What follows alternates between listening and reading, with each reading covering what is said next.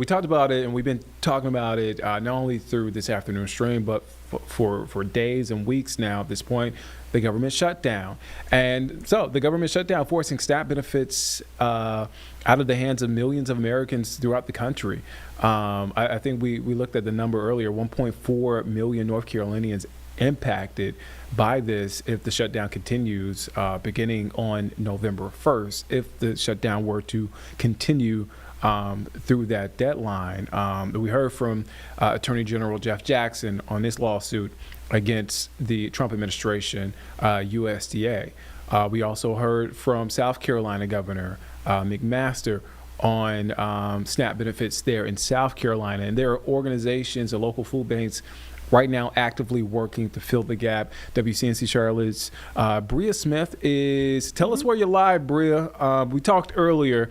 I know you talked to organizations both in North Carolina and South Carolina. Where are you right now? And what are organizations doing in the Carolinas to help?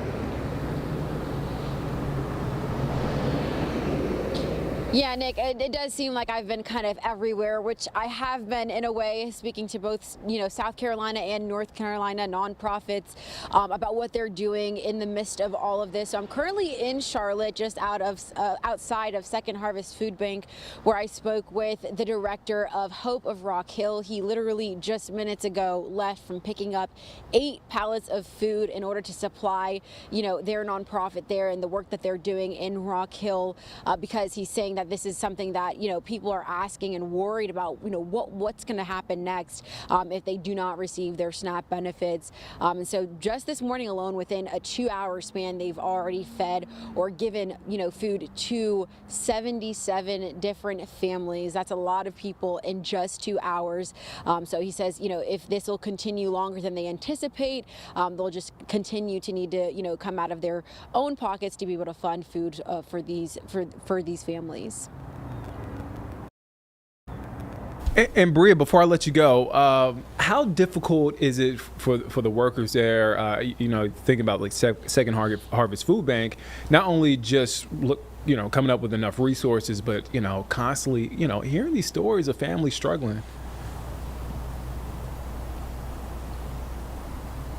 Yeah, well, it does add a little bit more pressure on them annually. This is something that they do annually, year round, so they're constantly preparing to be able to provide these resources to families and individuals who do need assistance regularly. But I did also speak to Nourish Up's CEO earlier this morning, who says, now they're just going to have to find different ways and different avenues to be able to provide these families. But they did reassure that they will continue to try to feed everyone as possible, while they continue to try to allocate, supplies and food, but just making sure that families don't go hungry. That's their main concern. And also, that individuals just reach out to their state lawmakers, maybe donate food if they can, go to the grocery store, pick up a few extra items, and then also even host their own food drives is what they're encouraging people to do in the midst of all of this, Nick.